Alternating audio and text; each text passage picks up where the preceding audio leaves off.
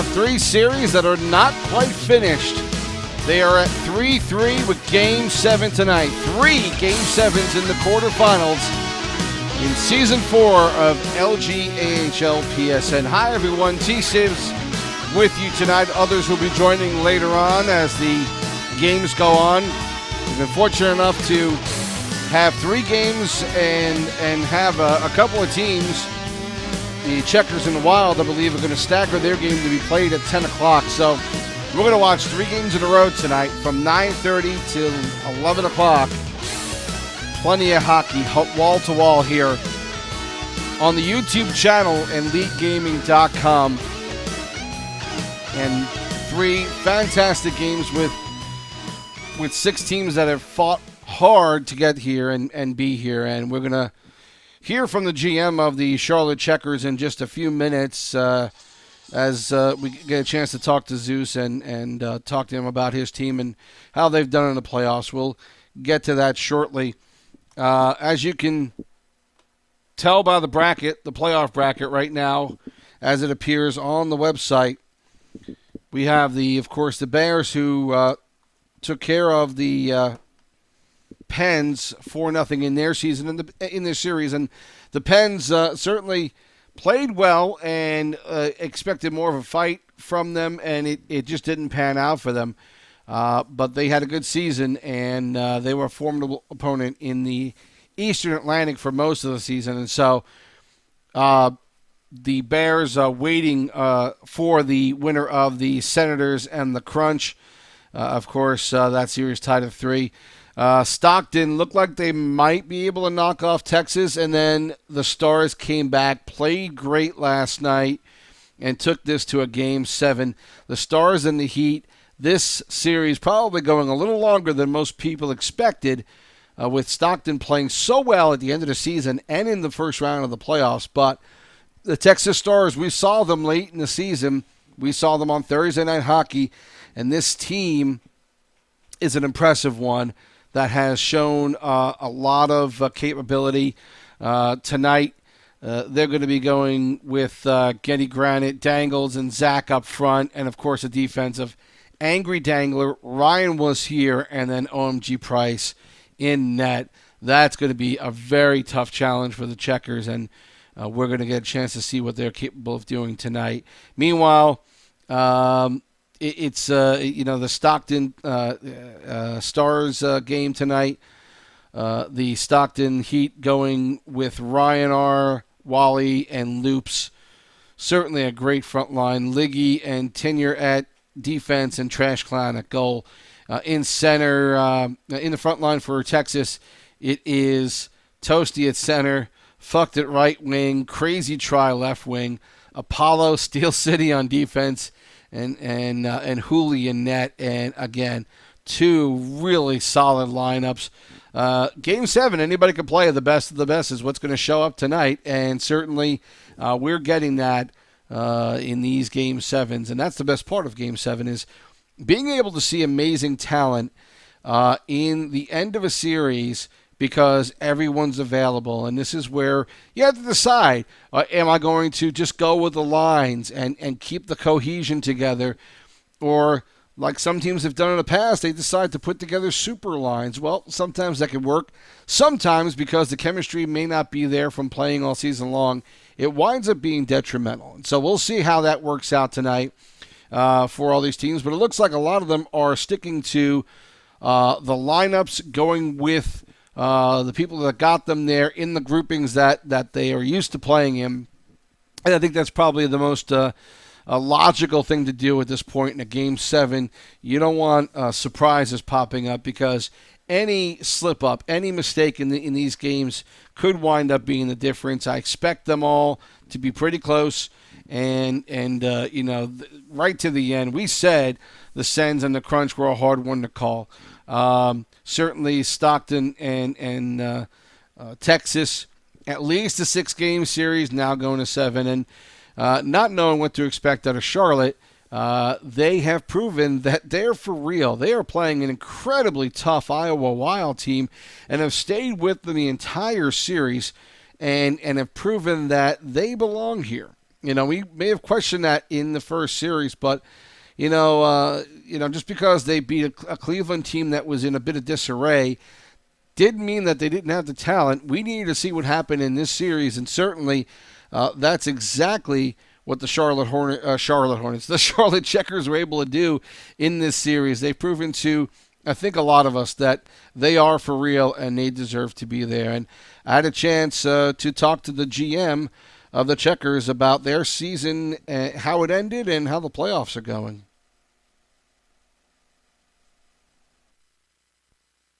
Zeus joins me now, the GM of the Charlotte Checkers, on the pregame show. Zeus, how you doing tonight on the night of Game 7? I'm good, Sibs. How are you? Good, good. So, I'm another one of those guys who hasn't picked your team yet to win a series, and yet here you are in the quarterfinals in Game 7 against a very tough Wild team.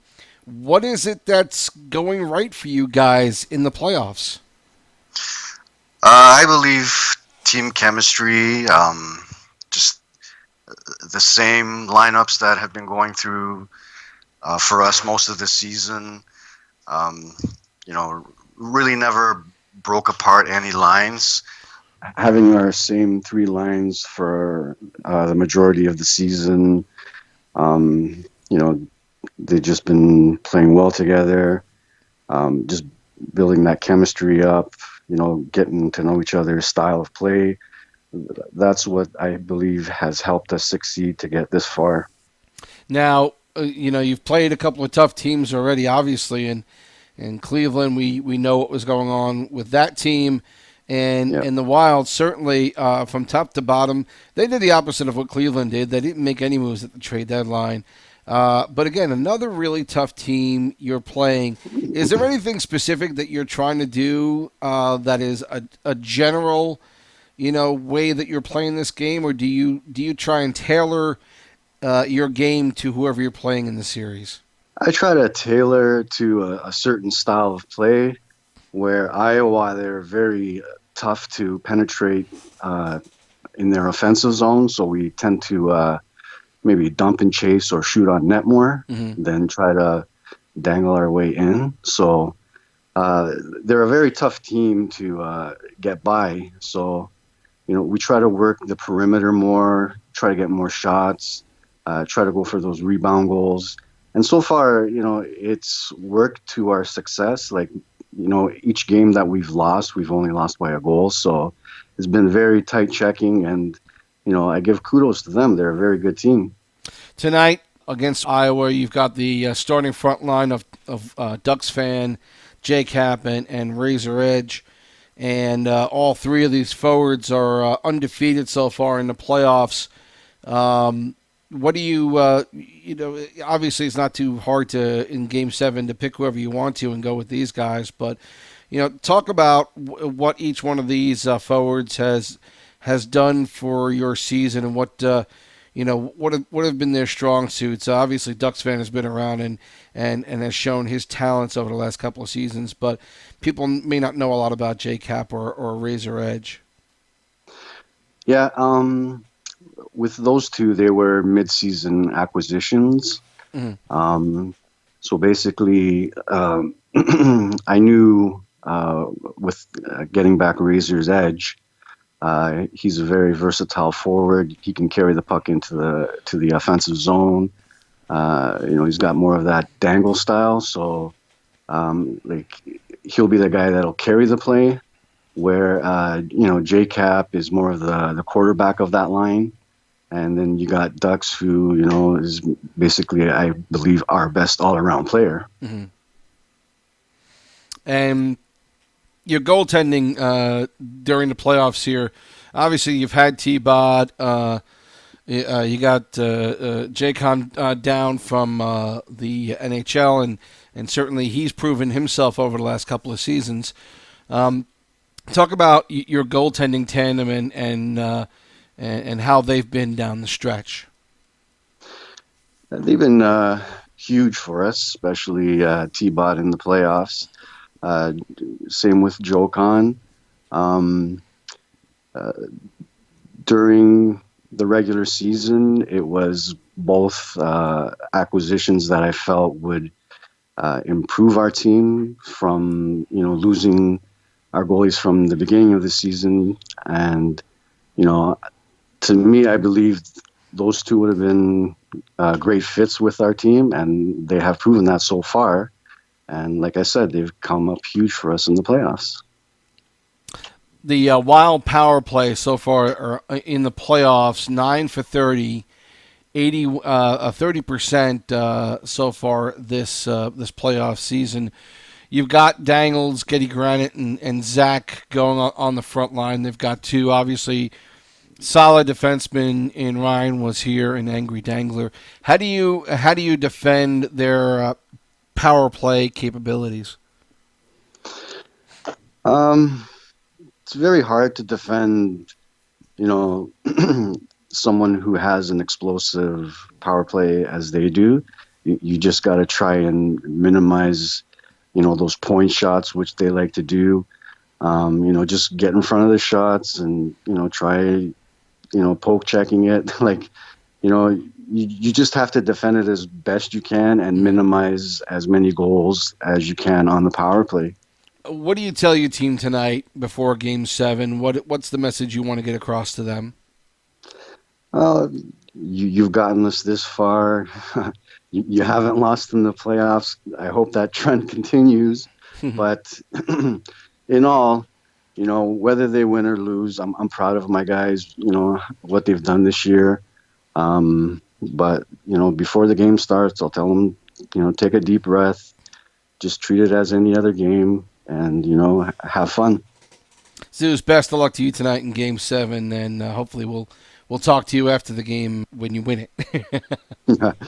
But let's hope. Thank you. All right, take care. All right, you too, man. Zeus, the GM of the Charlotte Checkers, gracious enough to give us some time tonight and talk to us in the pregame show here. We are getting ready for a start of at least one of the games coming up. And I believe that's going to be the Checkers and Wild as it is scheduled. I know some discussion was going on between GMs and what they would be able to do to stagger the schedule tonight, and so we'll hopefully get some more information on that soon. But we should be seeing a game starting up sometime soon, and we'll get that on for you as soon as we can. And we looks like we do have two scheduled for 9:30, so we'll see what happens when those games come up online. But joining us now as part of the broadcast crew for tonight's games, Vibes is here with us. Vibes, buddy, Game 7's all around. Got to be pumped for this. You better believe it. I mean, we said this was going to be the best round that we've seen, right? And it's not disappointing, is it? No, not yet. It's been an interesting couple of series, and it's a lot of fun to watch these teams battle back and forth. It's really been a tug of war the whole way through with these three series. It has, and I mean, we said before it started that it was going to be the best round that we've seen ever. And I think it's shaping up to be just exactly that. I mean, you look at the series between the Syracuse Crunch and the Binghamton Senators, and it's been a great series. And you look out west, and you look at Charlotte versus the Iowa Wild, and it's been an excellent series. And then over in Stockton and Texas, just as good. So it's good hockey. Well, the Stockton game is going to be the first one we'll see tonight. Stockton and Texas will be the early game, the 9:30 that we're going to watch.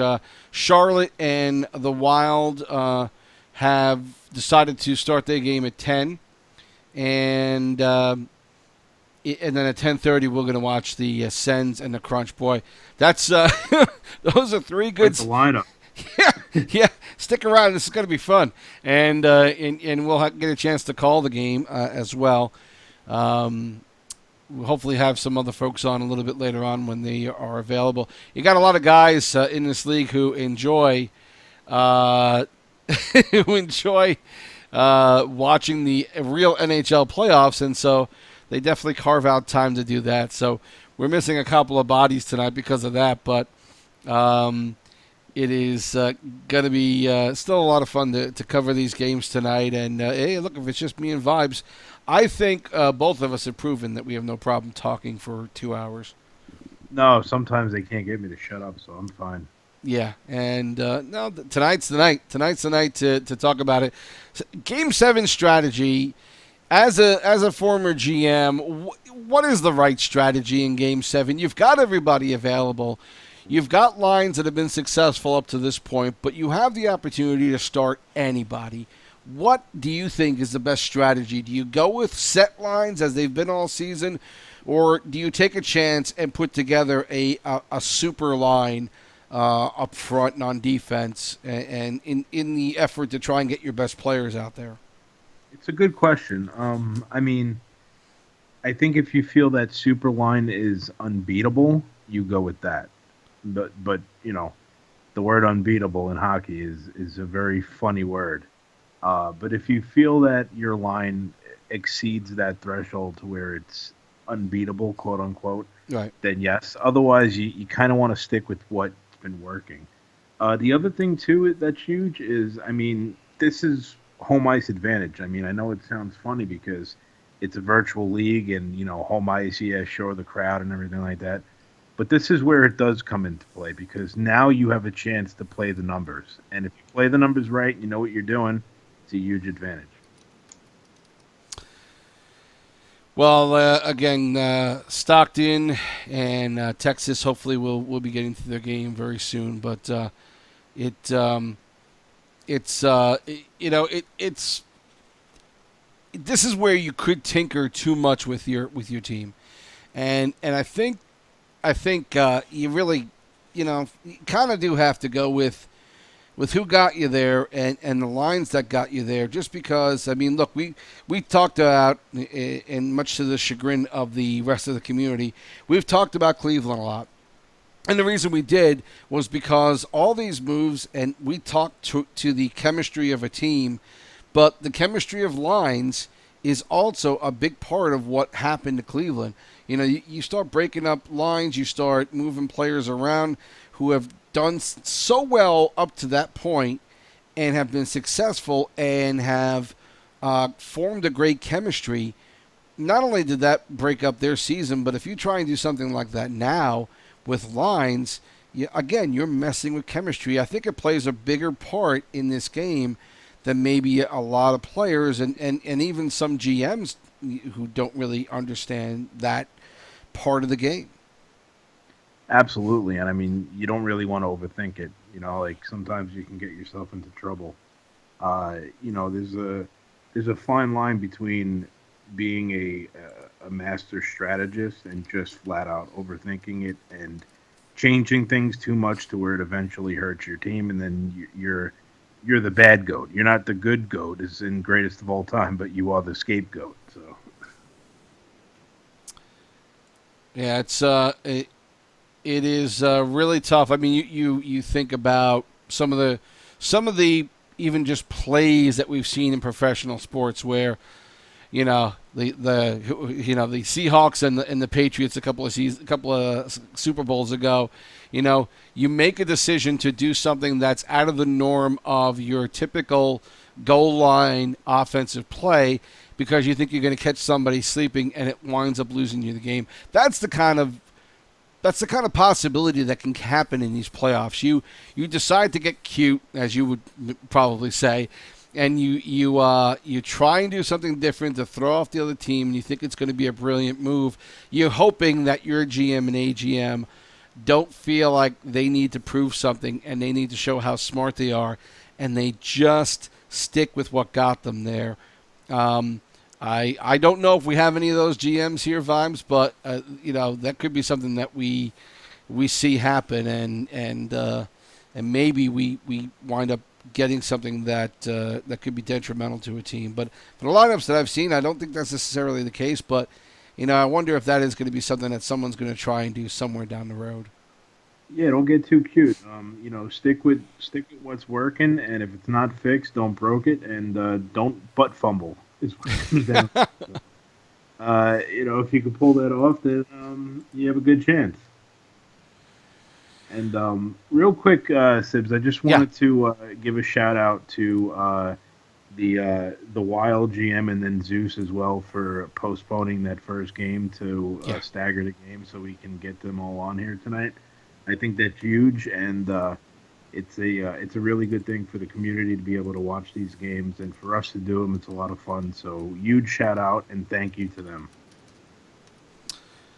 Yeah, absolutely. I mean, they went up. It's funny because Zeus went about it himself and said, "Look, we can try to move this game, and let me talk to the guys in the Wild." And you know what? They were more than happy to do it. And that's again, like you said, thanks to both of those teams to make the effort to make this more interesting for the league and for everyone else who's watching. And that's we need more of that in this league. We need less of the guys who want to be jackasses in the shout box, and more of them who want to make these leagues more interesting, more fun. I mean, this is what we're trying to do it for.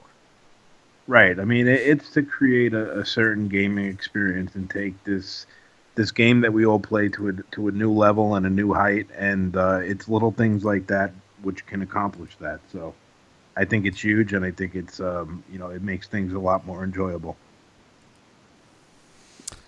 Well, they're again trying to get the game going together here with Stockton and the Stars. A little issue trying to get everyone in the dressing room, but they're going to try again here, and hopefully we'll have that game to call for you in just a few minutes. We talked about the Stockton Heat, how well they've played all season, and we got to see the Dallas Stars late this season on a couple of games, including a Thursday night hockey game. It looked for a bit that maybe Stockton was going to put away Texas last night. They came back with a nice gutty victory in Game 6. And it looks like the Stars have put up a bigger fight than maybe what we expected. Yeah, I mean, definitely more than I expected. I think you kind of hit it on the head. I feel like you knew that this team was as good as they are.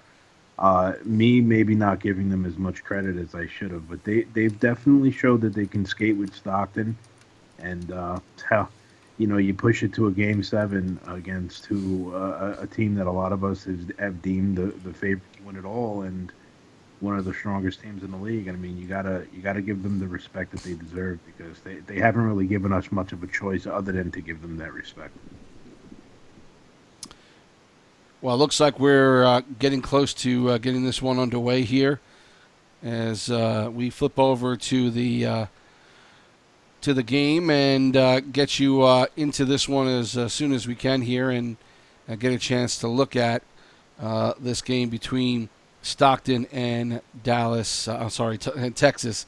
Two teams that definitely have played incredibly well to this point in the series, and will be fun to watch as the puck drops here. And Texas controlling, throwing it in, and that'll be a quick icing on the Stars. And we'll talk about the starting lineups here again, as Texas trying to move the puck in. Dangler throws one on net. Good save there by Trash Clown, who was in net again tonight. Another steal by the Stars, and a good quick pass in front, and a beautiful give and go. Toasty gets the goal to put Texas up front and on top here. See how Stockton responds to that one. Goal at 2:28 here from Toasty, giving Stars a 1-0 lead. As now Stockton trying to get something going here. Loops front, a good pass and a great shot and score. Good passing up front, and Ryan R is there to put that last pass away and give them a tie game now, 1-1 between Stockton and Texas. Quick response. I think we're in for a treat here. Again, Stockton trying to get something going. A little difficulty doing that. But get it right back in the neutral zone and sending it in. Loops, fighting for it. Out front now, taken. And finally pushed out of the zone and then pushed up front.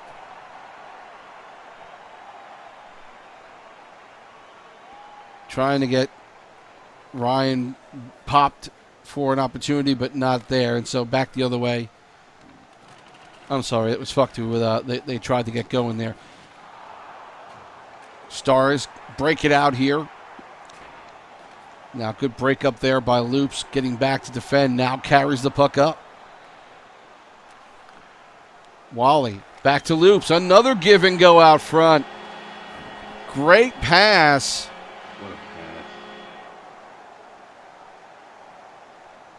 What a passing play. You misdirect down low to Wally, then back in front. What a pass.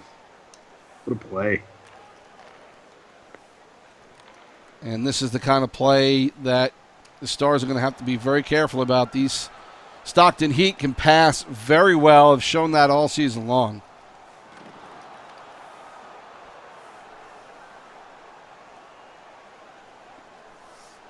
And that quickly, the Stars found themselves up 1-0, but now find themselves down 2-1 in this Game 7.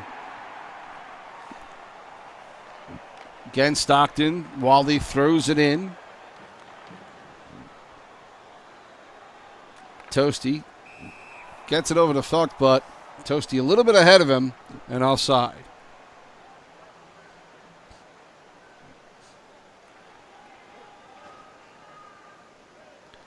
Good poke there by Loops to get the puck forward.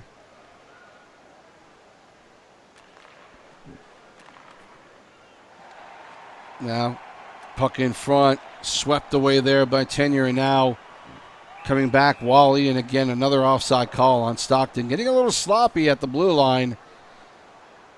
Getting opportunities, but 2 offsides in a row, stopping possible threats. Yeah, sometimes it's better to just come in and try to get the job done as opposed to all that side to side.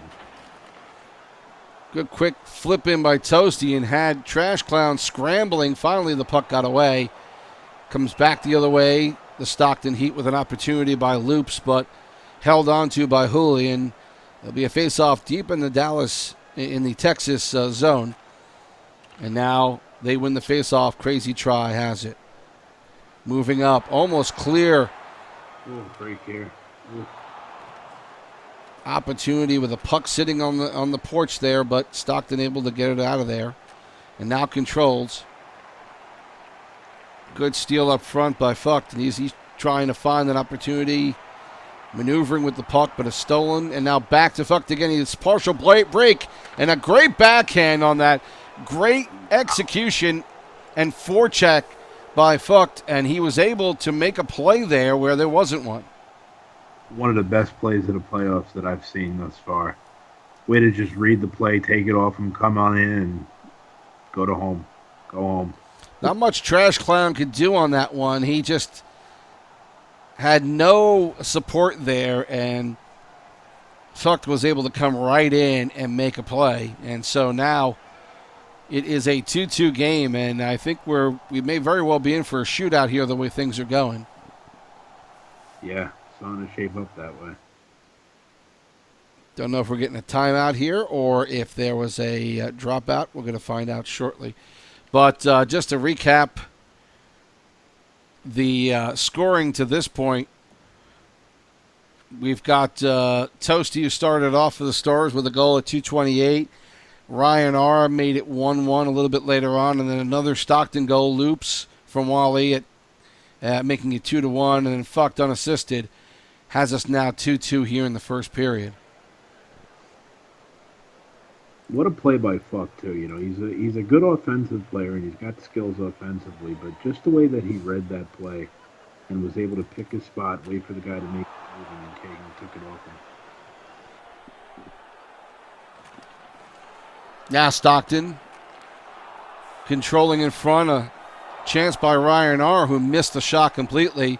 Now coming back the other way is Texas. Shot in front.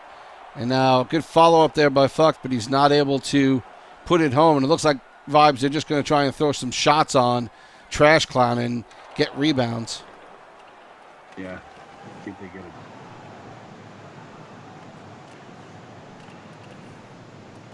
Now coming back the other way as the period coming to an end here in the final seconds. Good try by Crazy Try, but not able to get anything going in front of the net. And so stoppage of play here, and we will get another opportunity to take a break here. As you see the shots on goal right now for Dallas in favor 5-4. And 5-4. So, yeah, I guess there was a loss of connection, and we're going to have to wait for these teams to get back together again and get things squared away. For now, we'll take a break and get Vibes back on here. Hopefully we can have him rejoin us. A little technical issue with the Skype chat. We've had a couple of issues tonight with Skype, and hopefully we'll get that figured out again. But right now, joining us back again is Vibes. We lost you there, buddy, for a minute. All right. You said my audio was low. Is it okay now? It was. It's not too bad. Is it still low? There you go. That's a lot that. better. Okay. There you go. Nothing like troubleshooting on the fly.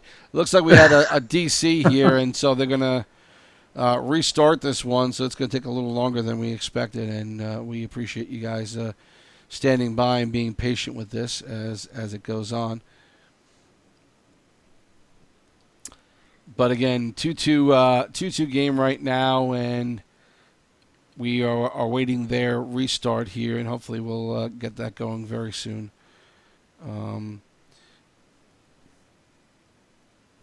And hopefully we're going to have another special guest joining us right now, providing his connection is going to work. See if he joins up here in a second. But we're hoping this game gets moving along because the 10:30 game is going to want to start soon, or the 10 o'clock game actually is what's going to happen between Charlotte and the Wild. That game starting at 10 o'clock. One of my teammates on the Hershey Bears and AGM on the Bears as well has joined us. Mafia Man is now on board for the broadcast tonight. How you doing, buddy? How's it going, Sibs? I'm assuming the Pens won. I wasn't watching. They did. They did. I was watching the Pens. They won. We're moving on. We are in a break here right now with the game needing a restart between Stockton and Texas. Right now the game is at 2-2 after the first period. And again, a lot of big opportunities, a lot of shots happening on goal. And these teams... the defense, not necessarily the strong suit so far. Vibes is what I could see from the first period. Not as tight of a game as I thought it would be from the beginning, and a lot of good passing for what is a Game 7 right now. You think defense would be a little tighter together, but it's not happening. Yeah, they're kind of just letting it all hang out, and it's a game of forwards right now. And I mean, a lot of high-end talent in this game, and it's definitely showing. In this kind of a series, I asked Vibes this earlier, Mafia. There are a number of different ways you can look at how do you start your, how do you put in your starting lineup for this game. And certainly, there are guys in the past who have gone ahead and just put in the lines, obviously, the lines that have worked all season long, put in your best line. Or do you consider putting together maybe your best forwards, your best defensemen, even if they haven't played with each other most of the season? Is it worth that chance to take it, or do you play it smarter, maybe, and a little safer, and just go with the guys who are used to playing together? Well, I mean, hopefully your top line is your best players, anyways. But some teams it's not. I know last year our best three forwards might not have been me, Famous, and Chow for St. John's, but As soon as we knew it was going to Game 7 against Syracuse in the first round, Pest threw our line out there already on Wednesday night. So they had a whole day to look at that. It just depends. I personally think chemistry beats talent, but a lot of teams you want to lose with your best players on the ice. Yeah, I mean, you're right. I mean, most teams tend to, their first line tends to be, the best forward line for the most part. But, we talked earlier about team chemistry, and I think even for the Bears, we did well early in the season, but I think we still had trouble with a little bit of trouble in chemistry with at least one of our lines, and it finally settled down. And I think that's a big reason why we've been able to get into a groove and do so well. I think all three lines are firing well and are, playing their game that they all understand. They know they have to play as a unit, and I kind of feel like that's what that chemistry has developed now for the Bears, and that's what's making us tough to beat at this point. Yeah, I mean, I definitely agree. It's good when different lines can play different styles too. You get a lead, you can sit back a little bit, and it's good whenever guys know what they're doing if you have a lead. I know we ran into some trouble against Bridgeport because they popped a couple quick ones in on us, and we struggled breaking through a trap. But that just comes with playing. I mean, we got together, practiced a little bit, knew what we needed to do, and we were down against Wilkes-Barre in Game 1, and battled back and got the win in that game. So you just got to get better as the playoffs go along. I'll tell you what, I definitely agree with the fact that chemistry and, line synergy definitely trumps talent, because I've seen some teams on paper who should just completely wipe the floor with the other team, and they just can't get anything done because it's just not there. Things just don't add up, and, brute force doesn't always equal supremacy, so. Yeah, I mean, if we did an NCAA bracket, I would have had the Monsters would have been the first thing penciled into the finals, Yeah. I mean, on paper, looking at their roster, I was like, holy crap, this is going to be a good team. Just goes to show you, I mean, look at them right there. That proves that chemistry beats talent right there. Yeah, best team on paper, but sometimes that paper ends up being toilet paper, so. We talked about the chemistry a lot with Cleveland, obviously, Mafia, but let's get your view of that, and I'm going to piss off a lot of LG listeners right now, but I really don't care. It's not about Cleveland. Again, it's more about what we're perceiving as a chemistry issue. Did you see it that way for them? Was that most of what their problem was?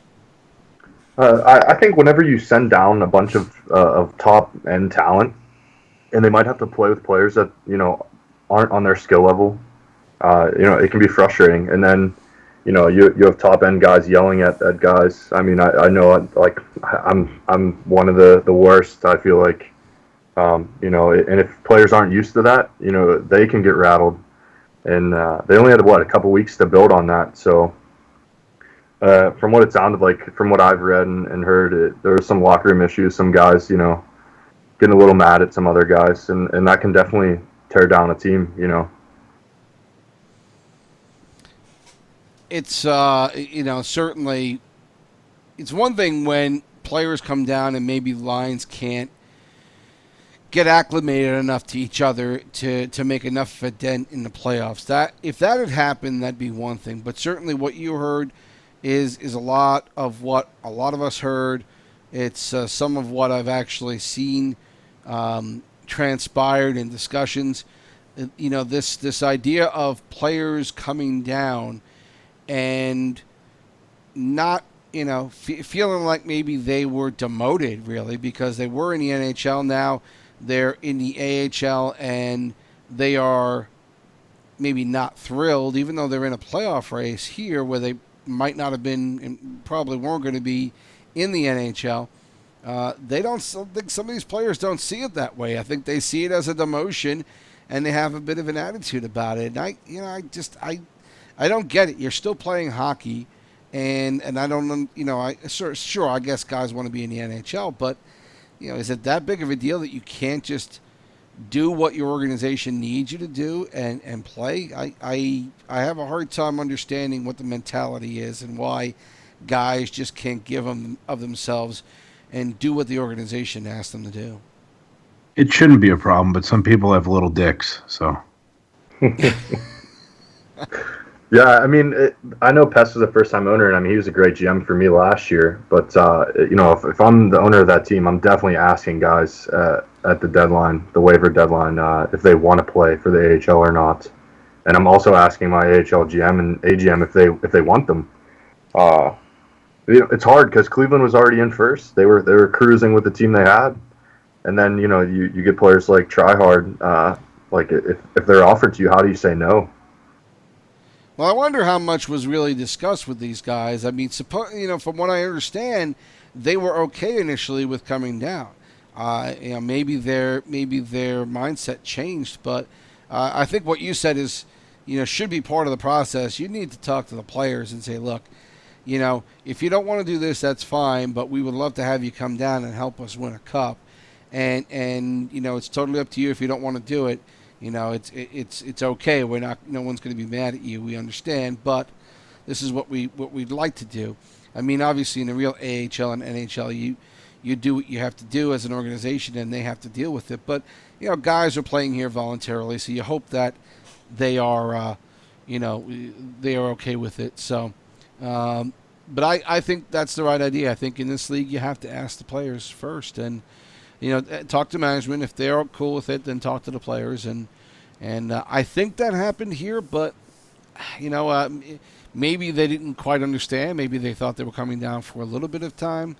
I'm not sure, but I think you got to cooperate with the management on both sides. And for whatever reason, it really wound up being a bigger issue maybe than it should have been for Cleveland. And it's a shame because Freeze and Siege and T-Ball, did a lot of work in the offseason to run camps, to get people to play with them, to understand what they want. They certainly had a good core of players that they knew they wanted, but they were trying other people out too. And they seem to do well as a management group, and to have this happen the way it did, I think is it's tough when you put that much time into it just to have it all go south because of you trying to improve your team and the chemistry blows up.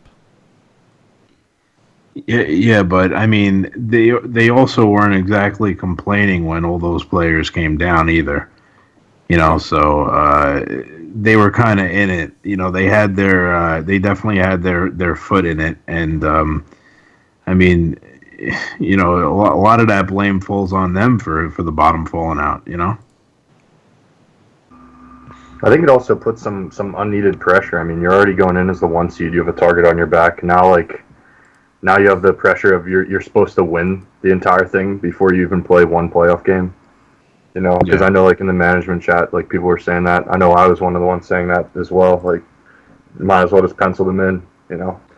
So unneeded pressure. Whereas last year, again, I'm going to revert back to that St. John's team. We played Syracuse in the first round, President's Trophy winners. We're let's go and get them. We have no, we're the underdogs. We're the underdogs in every series. From a standing point, I think as the playoffs wore on, I think we were the favorites. But I think unneeded pressure can definitely kill a team.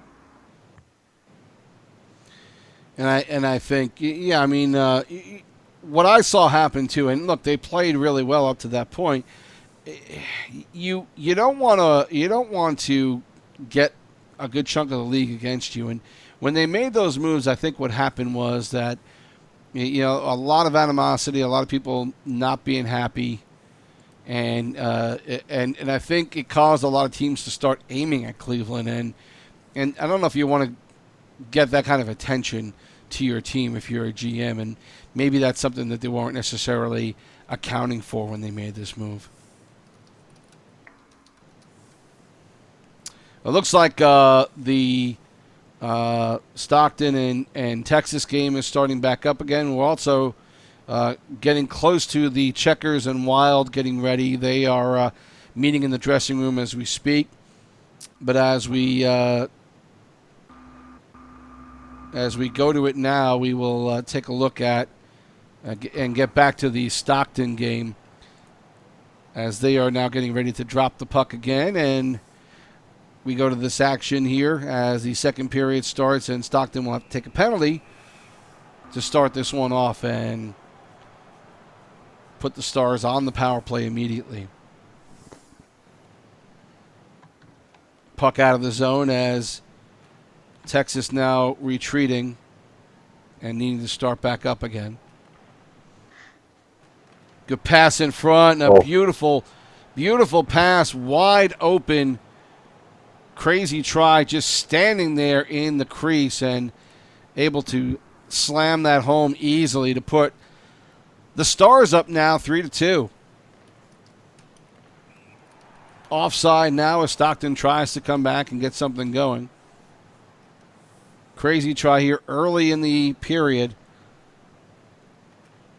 Toasty gets an assist on that as well as Fucked, and so that line producing as a unit, and Stockton now needing to get back into this one. Tenure tries to bring it in himself but can't do it. Now coming back the other way. The Stars broken up by Wally as he gets it up to Ryan R. Ryan to Wally. Snaps one off, but it's blocked there by Fucked, who's come back to help out. Now the puck pushed out of the zone, and the Stars coming back the other way. Almost got Trash Clown the bite on that one. Now back out to the point. Pass and shot blocked partially, but still got the Trash Clown and almost snuck through the 5-hole for a goal there.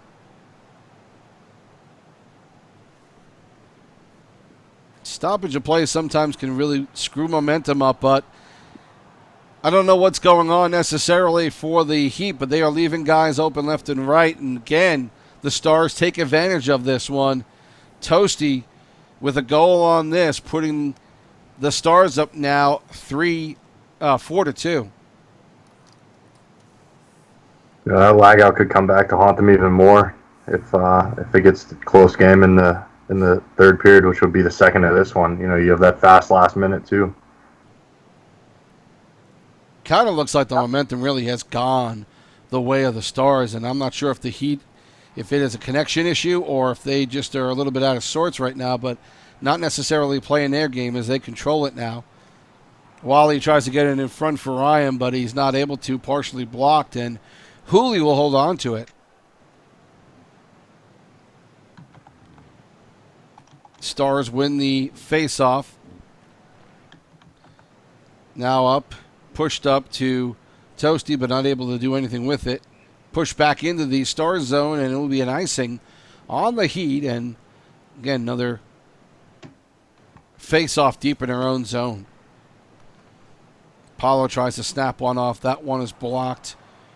Pressure to get it out of the zone, and now finally Tenure gets it. He moves in. Wraps it around the board to Loops. Loses it. Now the Stars pick it up again. Fucked gets it up to Wally, to Toasty. He's checked off the puck by Ryan, who pushes it up to Loops. Quick shot off the boards and almost sneaks through there on Hooley, but he'll stop it and hold it.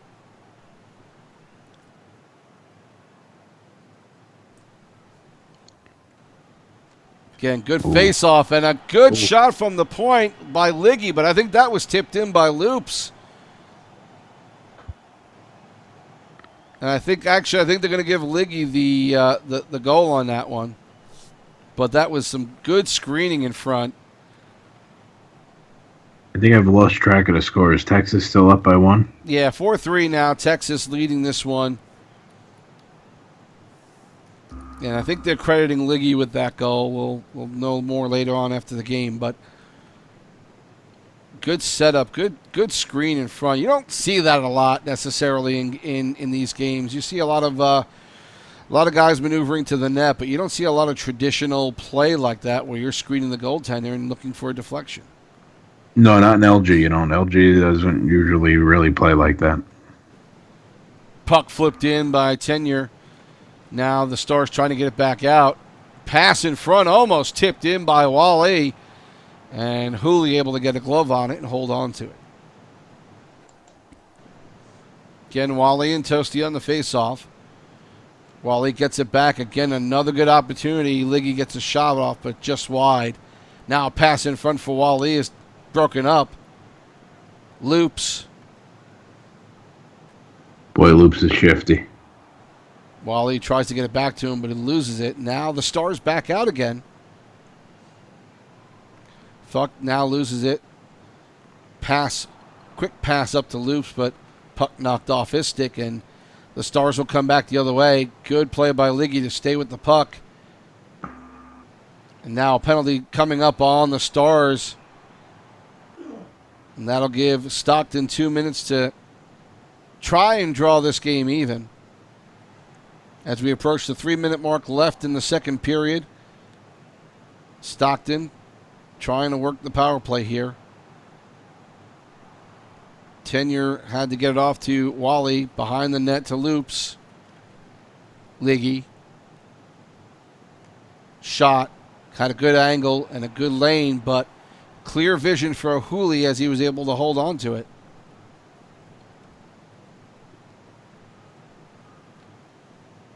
Stars win the face-off and clear it out. 2 minutes left to go in the second period with the Stars up 4-3 right now. Trying to get it out of their zone, finally controlling it.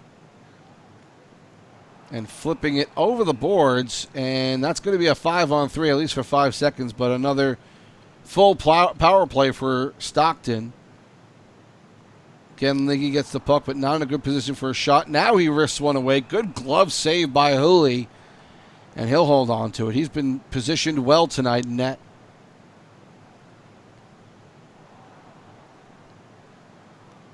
Face-off initially won by the Heat, but now cleared down. So we're under a minute left to go in the second period. Wally. Group of players around him, and a beautiful pass back to Tenure as he slams it home. Great pass, great shot.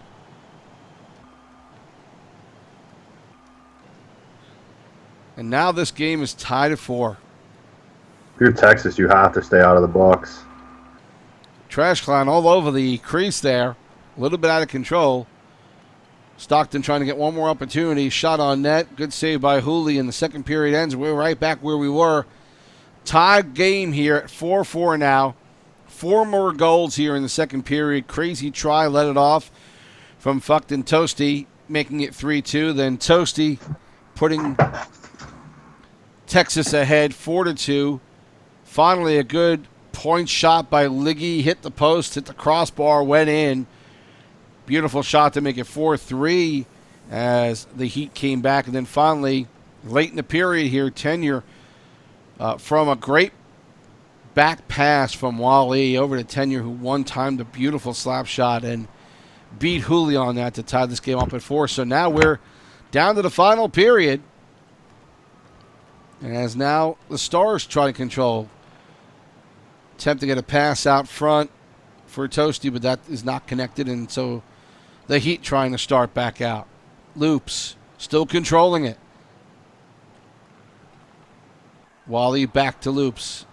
Broken up by the Stars, trying to get up the boards, and now finally out to Toasty as he's looking to find somebody. Squeaks out of the zone again. We have a delayed penalty coming up against the Heat. Yeah, it's going to be on Loops, too. It's going to put one of their best players in the box. So now, again, an opportunity for the Stars. And can they capitalize? Shot by Apollo was blocked. Same for Steel City. He gets blocked as well. Now the puck comes in front. Not able to really get a control of it. Another penalty is going to come up against Stockton, as it looks like Liggy got a high stick up on Crazy Try, and might be better off if the Stars just flip this one in and try and get an extra body out sooner. That might be a 4-minute penalty because, actually, no, it is going to be a 2-minute penalty, but 5-on-3 for the next 54 seconds, and we'll have to watch it from the box with Liggy.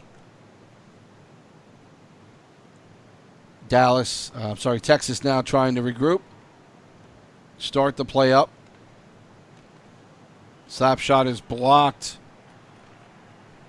Good try by good try by Steel City.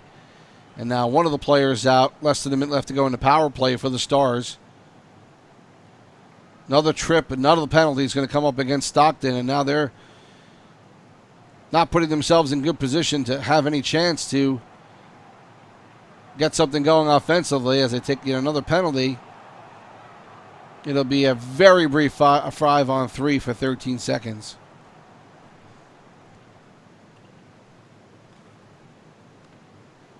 Stars control, able to keep it in. Liggy now back out for Stockton. Apollo will control and get it up.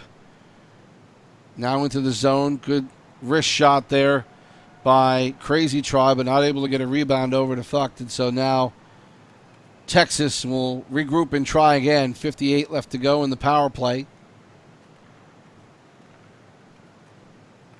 Good pass out front, but a good block on that shot by Ryan, who was up high, right near Apollo, who really had no room for that one. Now, another intercept by Ryan. He flips it back in, killing more time. This penalty is about to be over, and a shot on net. And Toasty almost putting that one home. Now we're at even strength as we reach the 11-minute mark here in the third period. That's got to be a hard stop for a Stockton fan. Flipped on net by Wally, but Hooley brushes it aside. Now an intercept. Good intercept by Ryan. Tries to get a shot going the other way, but just wide. And now the Stars coming in with it. Good pass in front. A good chunk of open net there, but Crazy Try not able to connect on it. Now a loose puck tied up by Trash Clown. And I got to tell you, I think the Stars need to just get more shots on Trash. He is a good goalie, but he looks like he's all over the ice right now. Definitely looks a little shaky tonight. This is not the game to have that happen. No, this is not. As you see, 9 shots on goal. It's we've seen a lot of puck movement. Only 9 shots on goal either side. That's kind of surprising. I mean, Stockton had all the momentum until they took 3 penalties in a row. That's when Texas started getting some zone time. Yeah. I feel like both teams could shoot a little bit more, if you ask me. Now the Stars trying to control. Almost a close slashing penalty there that didn't get called. And would have put the Heat again on a penalty kill, but not called. And so play continues as Liggy gets an opportunity. A juicy rebound for Ryan Orr, but he's not able to connect right away. And it'll be Hooley holding on to the puck. Under 6 minutes left to go now in the third period. Coming back the other way is Crazy. Puck dropped off. Now a quick shot on net. And a beautiful quick shot by Apollo, who was able to put that in. And now Dallas with 5:08 left to go. Texas with 5:08 left to go. Has a chance to win this one with good defense. And Stockton answers back quickly. I'll tell you, this game is shaping up to be everything we thought it would be. And I thought, actually, that the defense for both teams, especially Texas, would be a little bit tougher to get past. Apollo and Steel City have played well all season long, but they've had a lot of difficulty trying to get something going here.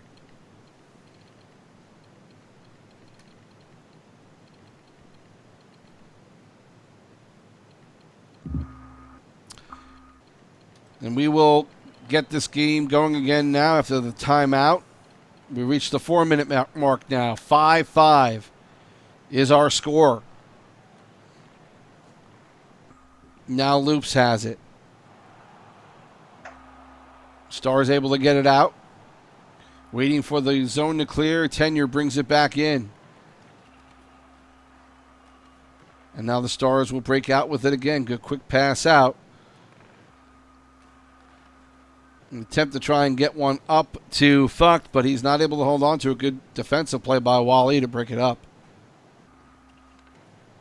Liggy. Shot blocked.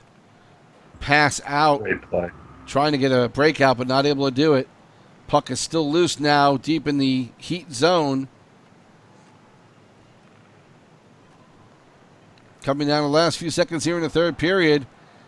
And a good opportunity there, not connecting loops. And so this game is going to go into overtime. And we're going to stick here with this game while it is in overtime. Oh, look, the other Charlotte and Iowa are having connection issues, so their game hasn't even started yet. Good. Let those connection issues continue. We're going to be doing these games for a while, I'm guessing.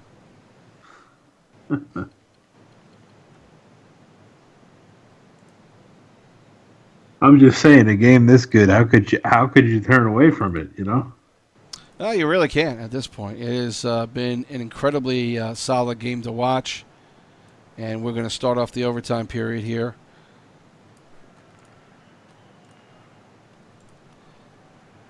It's face off now. I'll tell you what, Sibs. Go ahead. I'll tell you what, Sibs. Kind of building off what you said before it with Trash Clown is, I feel like Texas is going to end up winning this.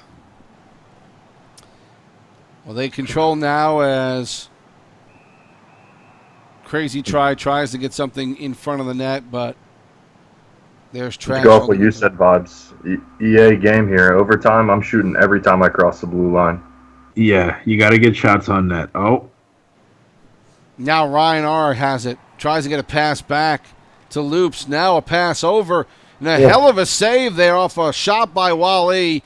And Hooley just saved the game for the Stars. I'm going to break my seat because I'm sitting right on the very edge of it. Texas trying to break out with it. Can't.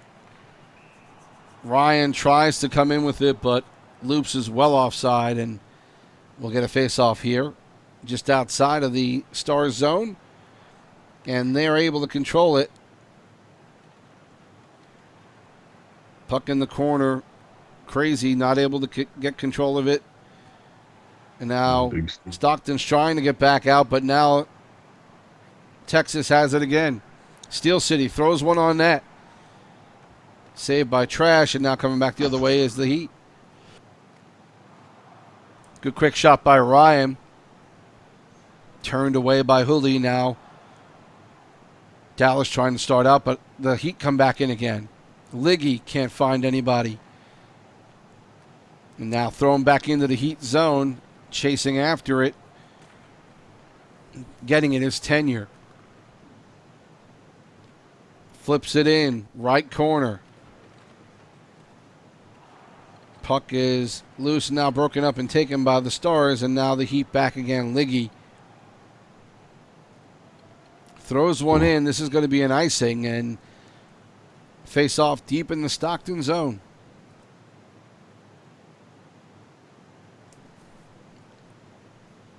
Controlled by Ryan R. Loops. Has an opportunity, a very good opportunity, but a good save by Julio as he held his ground and got just enough of an angle to block that one off. Now the Stars come back the other way. Flip on net, blocked by his own player. Toasty trying to get something in front. That one knocked off his stick by Tenure. What a play. What a defensive play. There's some great D from both teams in this overtime period especially. Yeah. Liggy. I tell you what, Sibs, I've been watching Biggs, and he better be careful because there's been a few times where he's been dangling with that puck when he's the last man back, and if that puck gets shipped off his stick, it's going the other way. Right. I did see that one where he was right at the blue line, almost got it knocked off. Yep, that was what first drew. Oh. And a tip in, loose puck, and finally pushed through here in the overtime, and that is going to do it. Definitely wasn't a pretty one. So you got to win these playoff games sometimes. You got to just insist on winning, and that's what Stockton just did. And it looked like that was Loops, I guess, right? Who got a stick on it. And that is the end of the game, as we see. I'm going to call it right now. We'll call it Loops. We don't know exactly who got the credit for it in the end, but the Stockton Heat able to hold on to this one and take the victory. And boy, I tell you what, guys, about as much as we could have expected out of this game from a couple of teams who, battled right to the end and just made this. If any of the other games are half as exciting as this, it'll be fun to watch the other two. But that was a great effort by the Stars. I kind of felt the way you did, Vibes. I thought they had the momentum, and these are the kind of goals you hate to see happen at the very end of a game for a win. Right. It just felt like Texas had that, not even so much momentum, just like they had that thing to where they were going to find a way to score. Like you mentioned, Trash Clown wasn't on top of his game. And it just felt like they were going to find a way to get one past them, whether it be a long shot from just inside the blue line, or it just seemed like something was going to go. But Stockton gets it done, and they insisted on winning, is what it comes down to. And what a game! What a game! Oof. That is a tough one too. It's a real back and forth game with not a lot of shots happening, and just trying to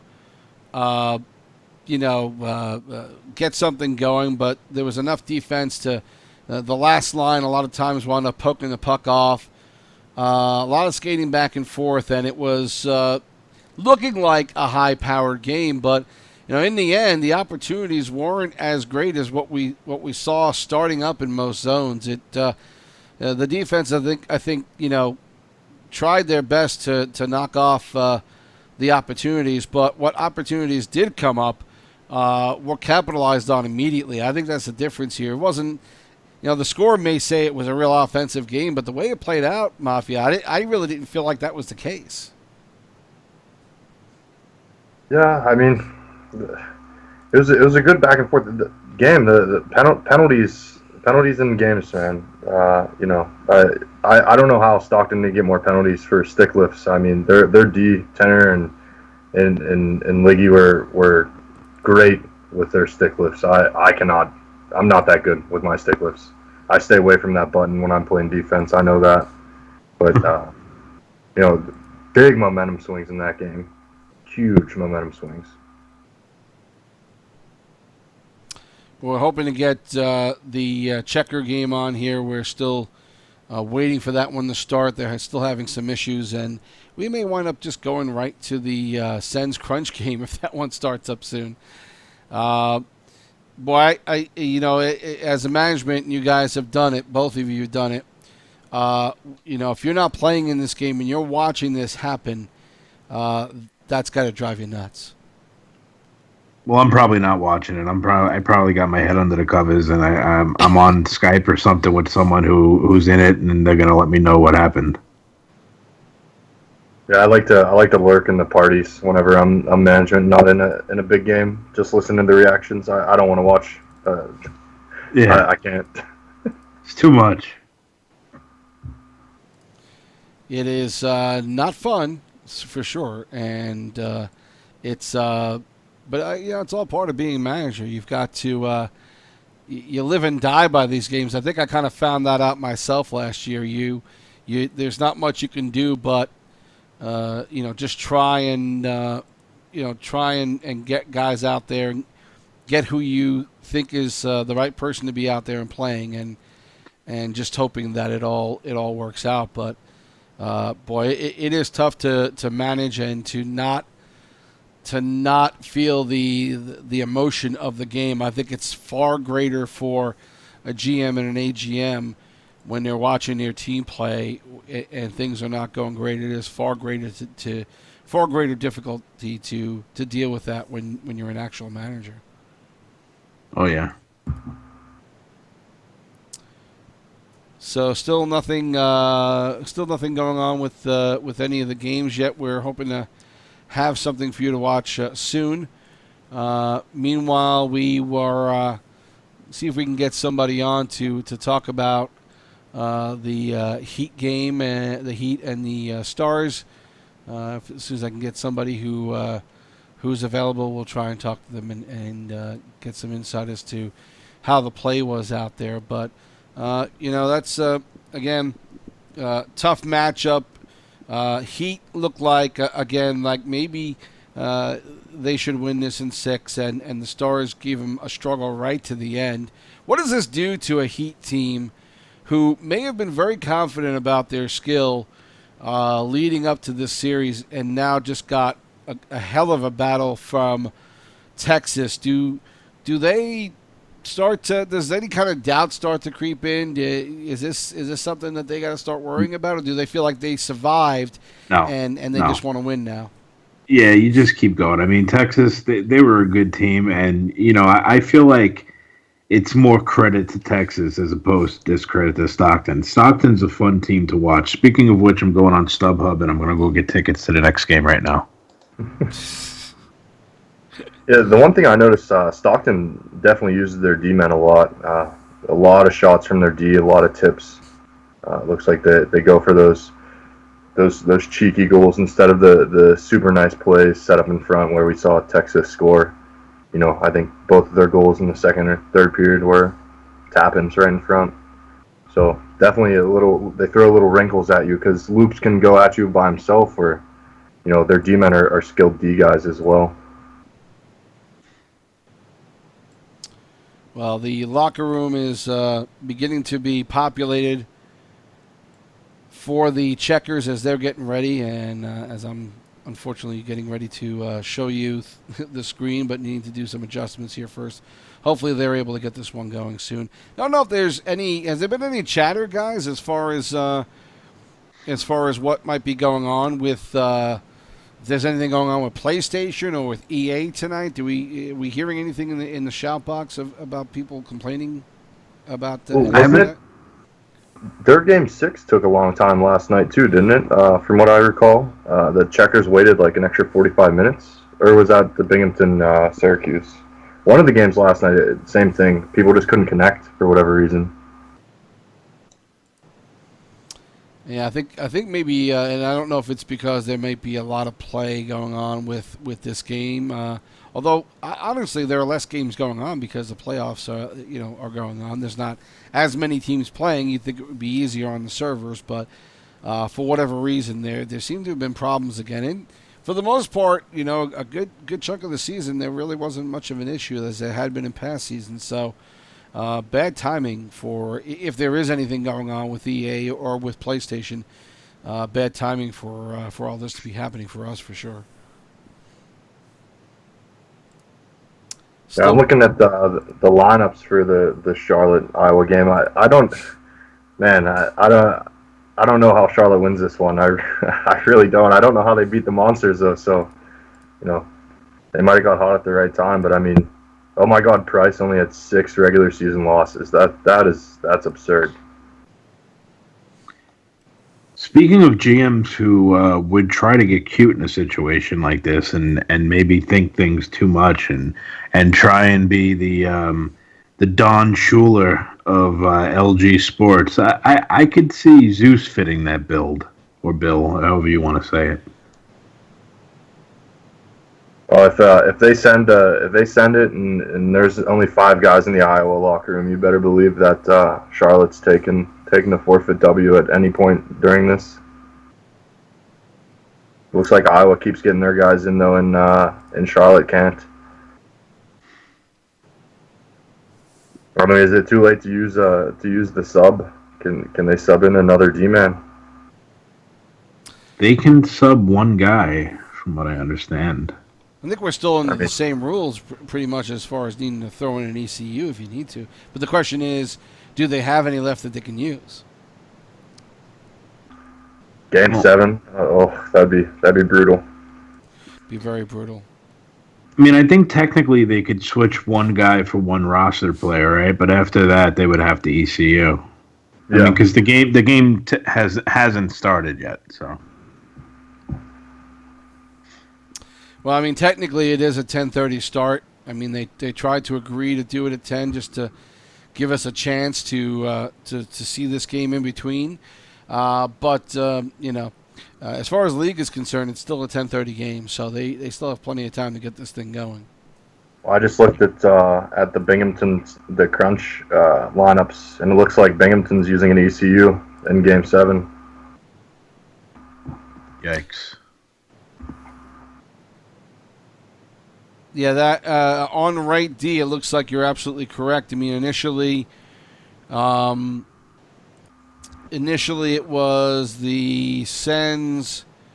No, actually, yeah, that's a lineup. Fireman is in there now for Dude, who was the original left wing that was scheduled for this game. That's you. I don't know how you don't sub in a roster player. I mean, no offense to Fireman, I don't think I've ever seen that guy play, but looks like this season in the CHL he's a minus 36. That's some. It's a tall task, especially against a Crunch team when you're playing against Lobo and his buddies.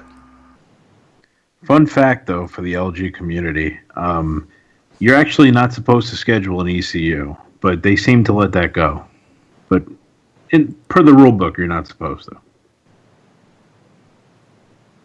Yeah, I think it just makes it easier whenever you're doing stats after now with the new systems and everything. When you have that could be something if it is in the rulebook that definitely change because I know with the new OCR and everything that was back whenever you had to manually take people out and everything. That way you could see who got ECU'd, especially in the playoffs. But for Game 7, I don't think it matters as much. I just don't know how you can use it. Why would you use an ECU in Game 7 unless they already used their roster sub maybe? Damn good question, and maybe we'll get an answer to that when we get a chance. Just taking a quick look at the stats for the Stars and Stockton game. You see Crazy Try, a goal and 3 assists, Toasty 2 goals. On the other side, it was Loops, 3 goals, 2 assists in this game. Wally with 5 assists, and that may be the most I've ever seen in a game here in the AHL for sure. Ryan R. with 2 goals and an assist. Everybody on that Stockton team with a point in this one. So, heck of a game there. Shots on goal, 19 for Stockton, 18 for Texas, and so it wound up. It started out slow. After 2 periods, it was, I think, 9-9. Well, maybe more than that, but it didn't look like there was a lot of play going on necessarily. Some opportunities where shots found their way through, but eventually these teams got a good amount of shots on net, and not as much of a defensive effort as I thought we might see, especially from the Stars, and maybe that's part of the issue. Good use of the points by Stockton. Tenure and Liggy took a lot of shots in this game. Liggy himself 6 shots. Tenure had 2. That means that if Liggy's getting 6 shots off, they're getting it back to the point, and they're giving him the opportunity to get something going in front of the net.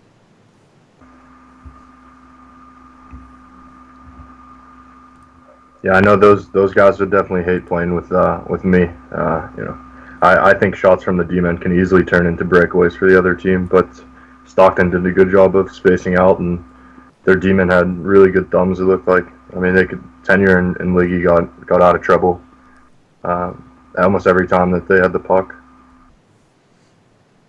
Well, that's a style of play, too. I mean, we've seen teams...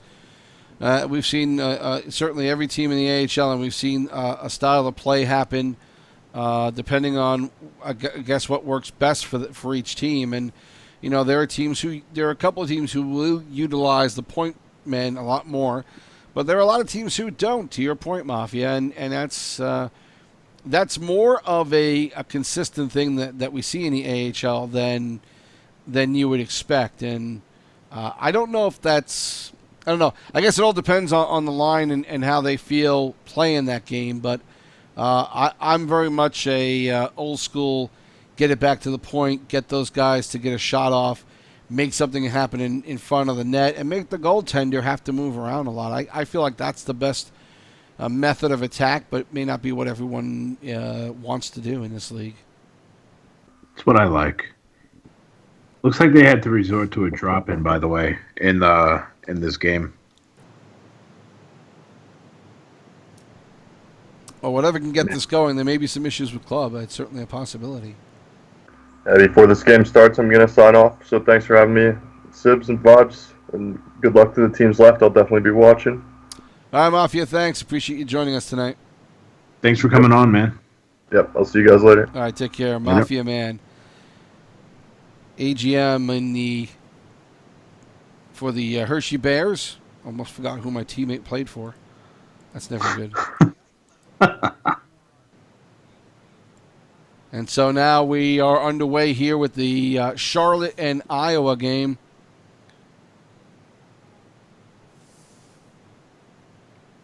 A little bit tenuous play right now so far, but Iowa able to bring it in, but offsides is the call.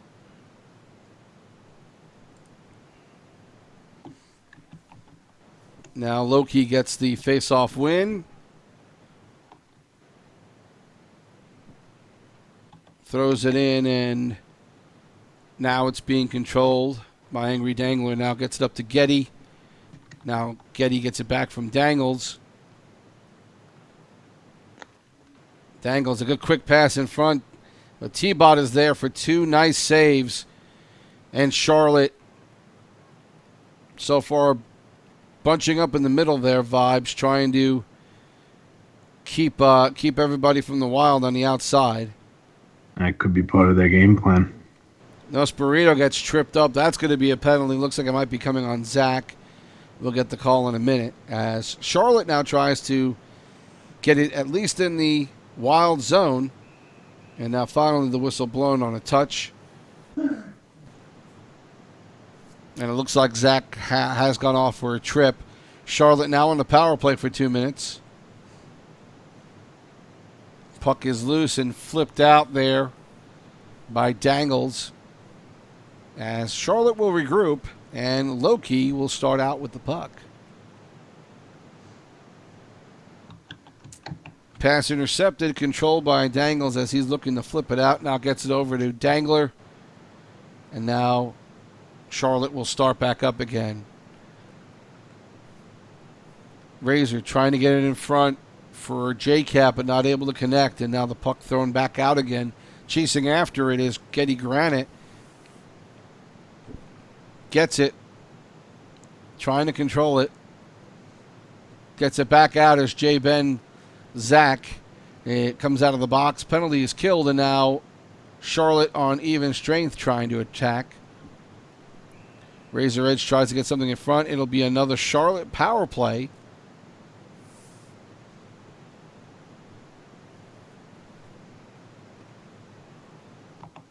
And now the Wild get the puck and will push it out.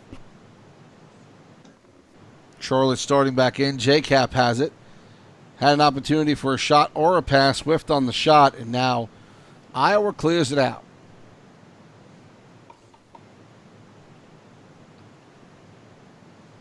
Trying to control it now. Hit put on Zach, and now with the late penalty coming up against Iowa. 5-on-3 now for Charlotte. Can they capitalize on this golden opportunity? Loki trying to find a place in front. Puck is loose and poked in by Razor Edge, who found a way to get that loose puck around Price and in the net.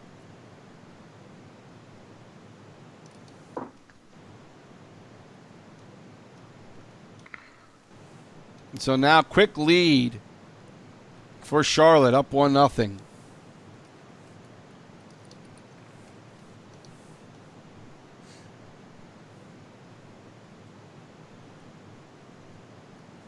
Wild able to partially control it. Now intercepted, taken by J-Cap, thrown in front. Not out of the zone yet. It was a really bad giveaway. Puck in front. Wild able to clear it out as the Charlotte power play, the second penalty, is now expired, and the Wild are now even with players. Just under 7 minutes in the first period, with the Checkers on top right now, 1-0.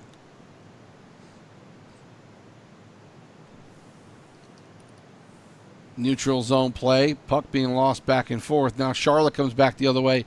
Good pass by J-Cap to Razor Edge, trying to get him an opportunity there, and a slash is going to give the Wild an opportunity now. As Razor Edge went off for that. Minute and a half left to go in the penalty. Iowa now trying to get something going. Play broken up and cleared out by Ducks fan. Nice play by Ducks to break up that play and flip it out of the zone.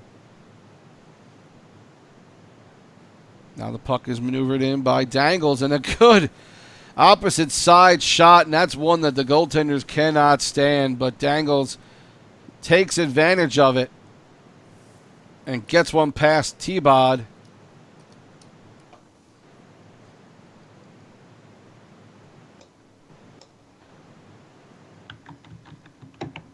Well, it might be, they may have given that to Ryan. I'm not, Ryan was here. We'll have to check that again, but nevertheless, the Iowa Wild have tied this game up 1 apiece. 3 minutes left to go in the first period. Play broken up. Now taken back out and controlled now by the Checkers. Razor can't get anything going as Zach clears it out. Now again, Razor on the right boards. Two men breaking for the front of the net, but not able to connect on the pass, and now the Wild back out. I feel like the Wild need to be a little bit more patient coming out of their own end. They seem to be rushing the puck just a little bit. Period coming down now, 6 seconds left to go. Wild trying to get one last shot off. The puck is loose in front. Almost a good opportunity there for the Wild, but they're not able to connect, and so this period will end at 1 apiece. And we called that goal for Dangles, but I don't know if that, it may have been Ryan was here who slammed that home. We're going to have to check that again.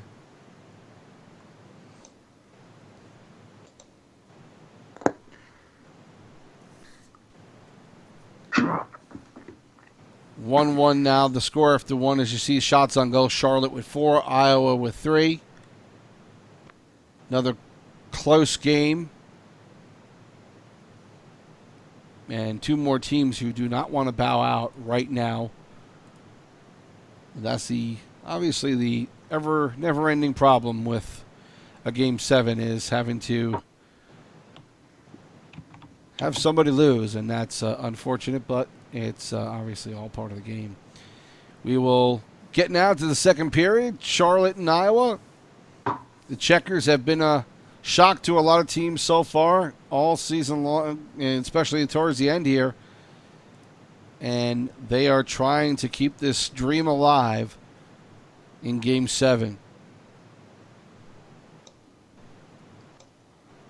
Wild controlling, now pass broken up. And the Checkers start out. Razor gets one on net, a little bit loose. Puck is kept in, and now the whistle is blown.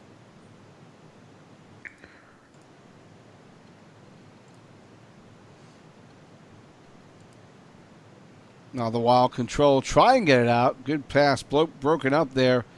Razor able to break up the pass, but now the Wild able to control and send it down the lane.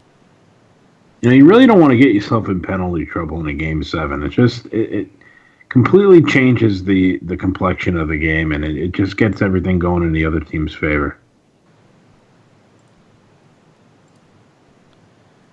Charlotte trying to work out of their own zone now. Play going back and forth, not a lot happening necessarily, but Razor trying to get something in front. Another good defensive play by Ryan was here.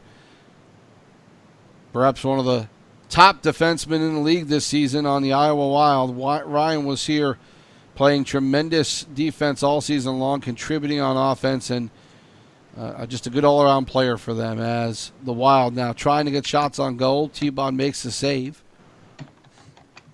Flipped around the opposite way and out of the zone. Wild not able to hold it in.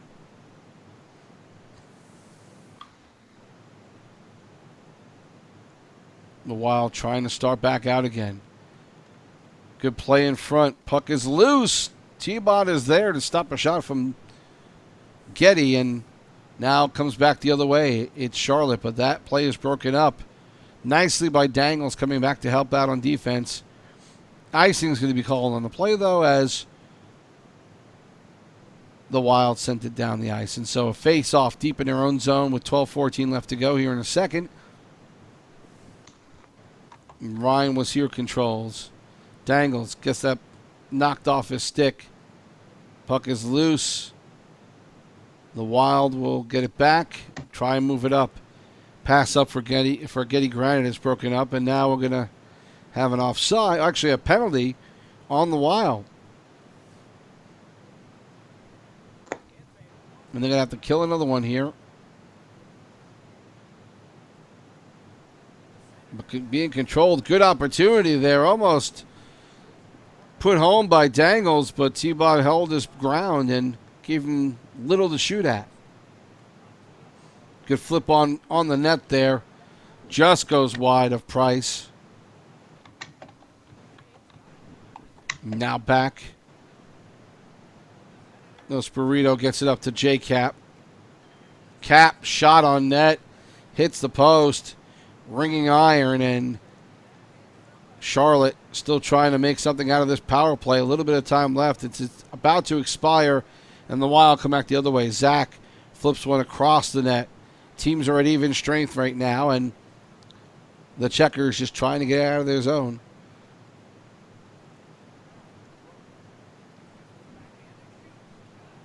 As Ryan gets it out front, over to Zach, loses it. Charlotte trying to control it. Finally, J-Cap gets it up to Loki. He flips one past everybody, and that one's going to be an icing just barely.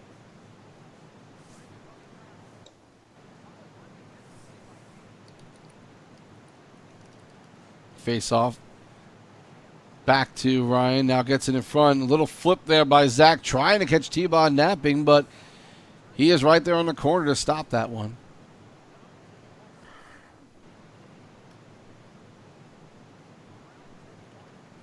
Face-off won by Charlotte as they start back out.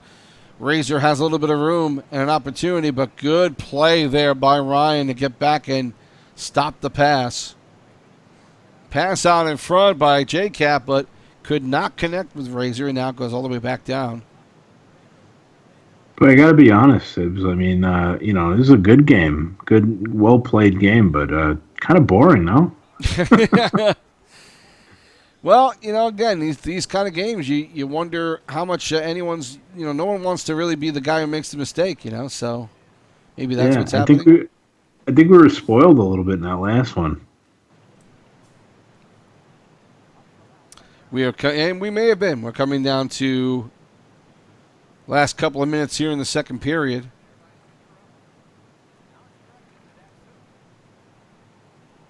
Oh.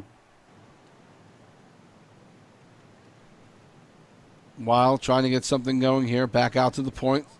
Snapshot by Dangler is saved by T-Bod. Charlotte now trying to get it out. Getty has it. Trying to find it. Gets it back. Gets it across the net. But there's nobody on the side for the Wild. Now a shot by Dangler is blocked. And the Checkers start out the other way. 3 seconds left to go in the period. Wild just trying to kill it. And we're going to go to the third period. Still tied 1 apiece in this game. I guess now it gets a little bit better because if it goes 1-1 down to the end here, it's going to be a very tight game and low scoring, and someone's going to be the hero. Well, so far it has been an incredibly tight game, and the Wild have put really their best lineup out there, and Charlotte is staying with them. And at the very end, you have to say, okay, well, they are putting up a heck of a battle, and I don't know, even if they wind up losing this game, they've gone beyond what anyone might have thought they were capable of doing. Yeah, I mean, I think everyone knew that they were a good team, and they could very well win this game. But yeah, they've certainly gone past the big bad monsters, and they found themselves here. So Binghamton and Syracuse right now, no score as the first period is coming to an end. Last 2 minutes there. We are getting back to this game now in the third period. We'll get to that Sens crunch game in a minute or two or seven, however long it takes for this one to be over. That was just a hair offside. Made me look good. Oh, we're getting comments from people's chat room, so that's going to be an issue maybe. From the other other game, yeah, it's not the best situation, but we'll have to deal with that as it comes along. Whose stream is it? Senators or? It's Be Nice with the okay. With the crunch. So I was going to say at least the Senators are streaming. Face off now as we continue on the third here. And Charlotte picking up the puck. Ryan got knocked down. Checkers trying to find someone up front to work the puck, but not happening. And now the Stars back the other way. Good break up there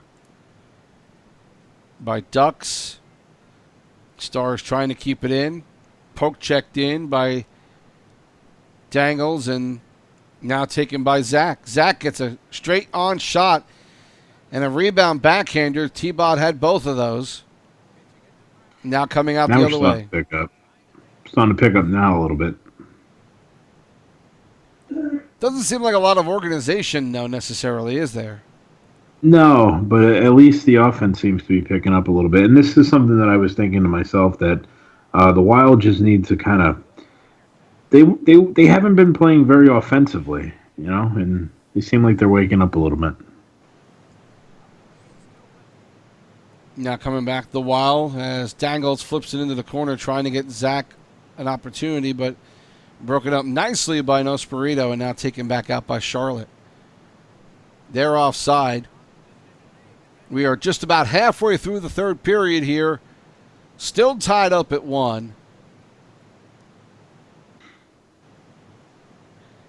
And as we see now, Dangles getting an opportunity there. Too much traffic in front. Zach wasn't able to pick it up, but now trying to get it over to Dangles. Broken up by J-Cap, and Razor starts back out with it. Ducks. Now back to the point of Loki, who can't get a shot off. Good play by the Wild to group up there. Now the puck taken in. Good shot there, but Price with good position. And the Wild will start back with it.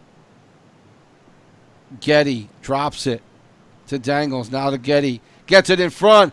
Good opportunity there. Great pass to Zach. And his shot was not really where it needed to be. And T-Bod was able to get a body on that one and make a difference. And hold on to it. Yeah, heck of a play there to break that one up. Yeah.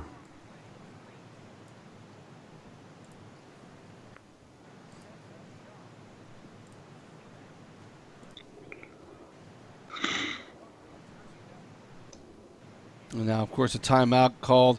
The Syracuse game now, and Binghamton, Syracuse up 1-0 as we see here. Second period, 12 minutes left to go. We will get back to the other game in a second here.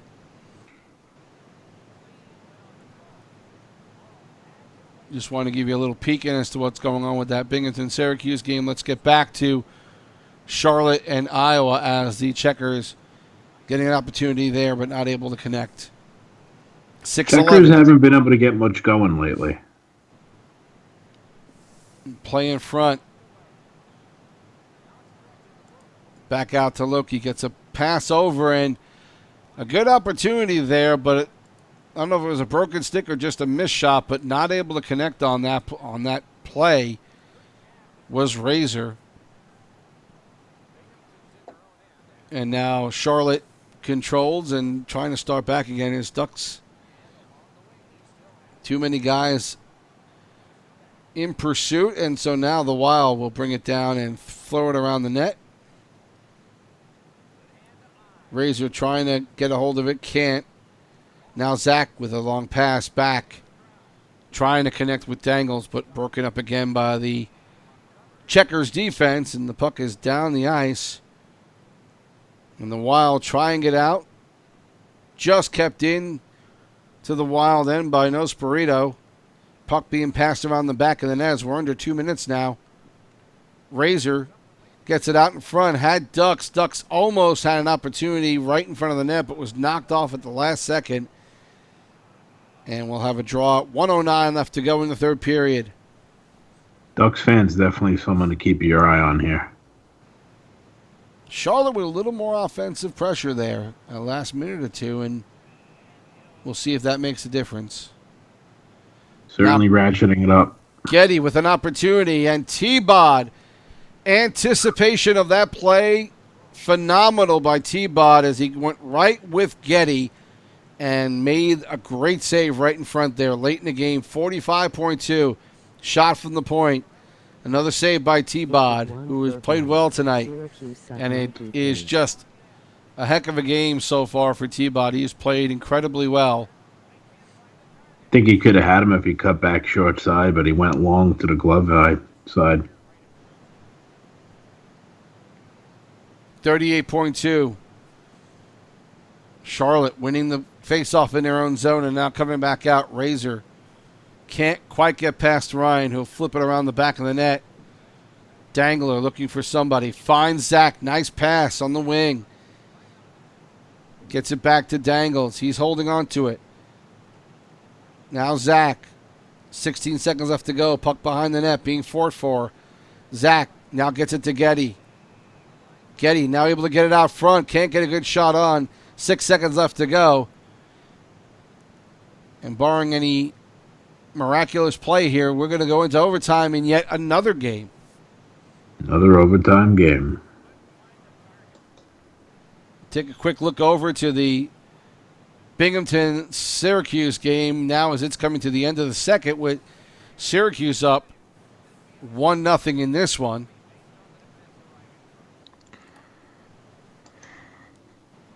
Boy, the closeness of these games, not surprising. Neither one of these teams want to lose, obviously, and they are just trying to hold on for dear life. There is not much separating the winners and the losers, let me tell you.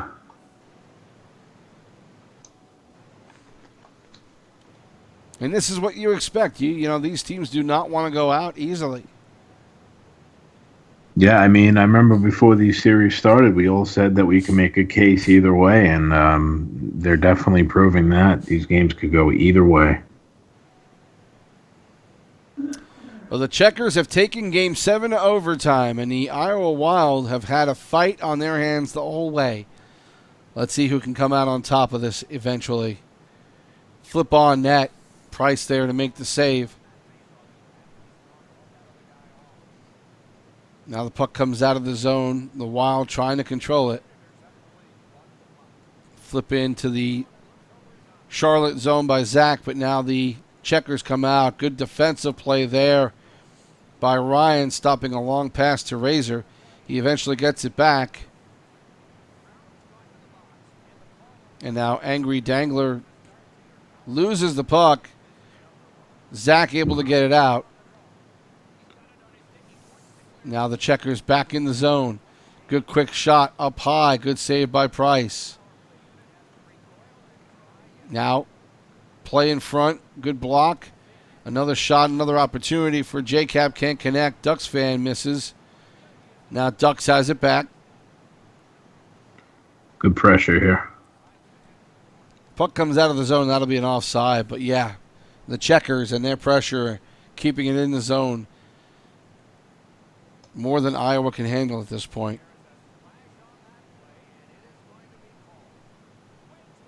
Now Charlotte can't get anything going. Now they finally intercept. Ducks had the puck. Gets knocked off it nicely. And the Wild trying to break out with it. Penalties coming up against Charlotte, and Iowa will get the power play. What's interesting, too, is both of these goaltenders have been known to give up softies periodically. And you hate to see that in a Game 7 like this in overtime. For sure. Good break play opportunity and a beautiful play by Dangles as he found an opening and was able to connect. And the Wild will go on. What a play. Wow. Good opportunity there late. They found Dangles. He split the defense. And T-Bod held his ground, but a good shot by Dangles, giving them the win. Nice. Just bringing that puck back to his right side and able to pound it home. And the Iowa Wild will advance, and the Charlotte Checkers should be nothing but proud of the effort that they put up in these 2 rounds. Yeah. Again, not a ton of scoring. Not an awful lot of shots either. But the play, well, it may have been a bit tight, but a good opportunity, good play, good playing by these teams. And just a good overall game by both teams. And we'll switch over now to the Binghamton-Syracuse game. Congratulations to the Wild on that victory. Already there, 2-0 Syracuse. Good save there in front.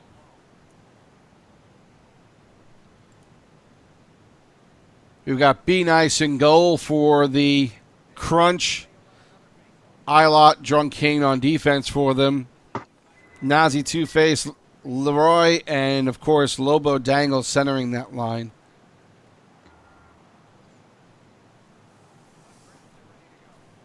Now the Crunch trying to work it. Lobo over to Nazi. Back, trying to get it back to Lobo, and now intercepted and taken down by the Sens. Good save there. And puck was loose behind Be Nice, but able to be cleared out there by Ilott, and so they start back the other way. Under 6 minutes left to go in this third period, and sorry that we didn't get to show you a lot of this game, but Syracuse looks to be in control pretty much right now. Only a 2-0 lead, though. Anything's possible. Under 5 minutes now.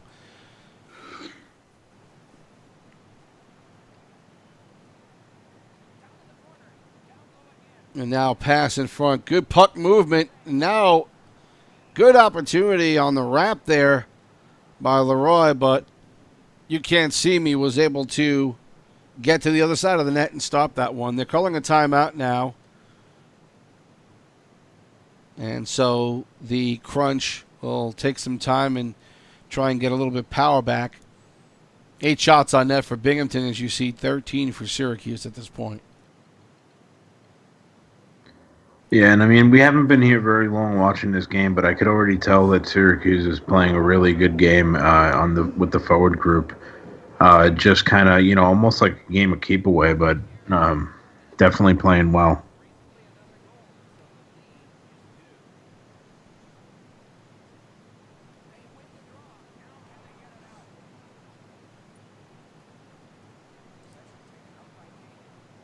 Now we are getting down to the last couple of minutes of the third period as the Crunch again back on the attack. Leroy gets a nice pass over to Nazi, but he's not able to connect.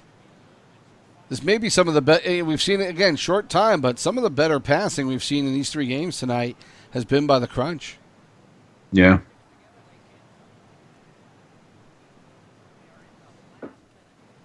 Less than a minute left to go. Opportunity there for the Sens, not able to connect, and now coming back the other way. The Crunch trying to kill some time. Nazi flips it on net. Good save there by You Can't See Me. Now thrown back in. 30 seconds left to go in the third period. Syracuse trying to hold on to this 2-0 lead to take Game 7.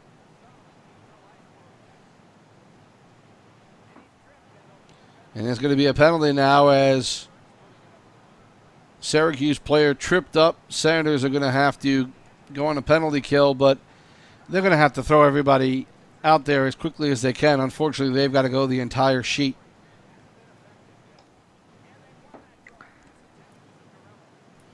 Coming back the other way. Good opportunity there. Looks like there will be a penalty on Syracuse to stop a possible break there. Good chance by Zetterberg to try and get something going. And now the face-off won, and Syracuse has taken Game 7 in a shutout for Be Nice, 2-0 in this game. And Good for Be Nice. yeah, again, a guy who has managed a team a couple of seasons ago, just was a goaltender who came on and showed some tremendous wares, and gets the shutout tonight as the Crunch move on in this series and will now take on the Hershey Bears in the next round. And this is a matchup that will be a pretty interesting one.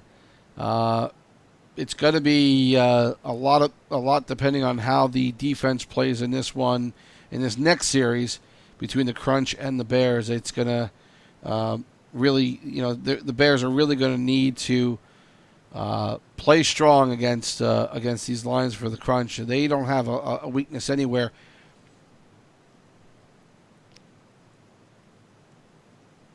And so that game now at an end, as you see some of the stats being flashed up. But the Crunch beating the Senators in this one 2-0. And we go back now to discussion about these games. The first one actually probably was the better of the three games. Vibes. We saw a lot of interesting play in that one with the Heat and the Stars. 5-5 game, back and forth really the whole way.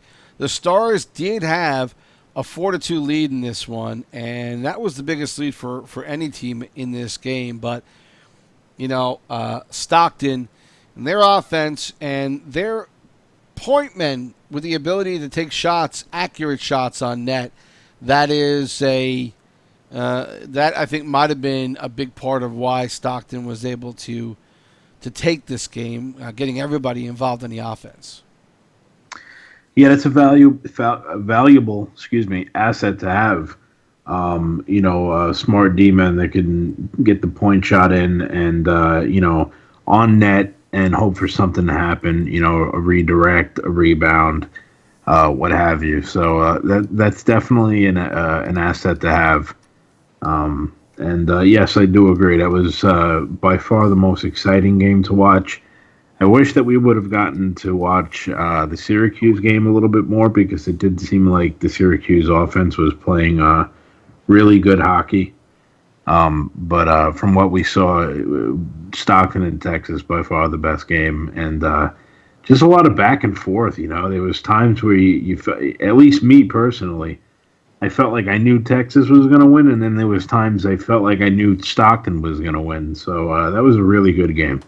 And that's probably what made that game more interesting, because we saw the swings of momentum in this one, right? We saw teams, we saw Stockton look like they were starting to take over, and then all of a sudden the Stars had a good run of drives and plays and good defensive stops. It really was a back and forth game, and it was going to be who wound up getting the final good opportunity. And man, it was just happened to fall in for the Heat that a bouncing puck and a quick poke check, sort of pushing the puck past and into the net and giving them the win. Yeah, it's super cliche, who wants it more, but That's what that game came down to was who refused to lose. I've said it a few times during the game, but who refused to lose and who insisted on winning, and in the end, it was Stockton. So Well, I'm looking to try and see if we can get Pasta on here to talk about his team's win tonight. Again, that Heat team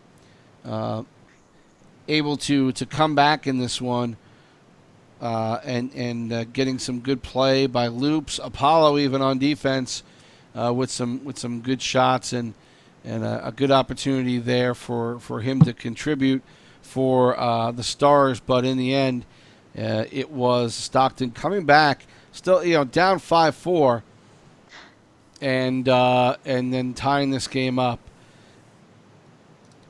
and then in the third period, and then taking it into OT where Loops was the man in front there who facilitated that play and got them on a win.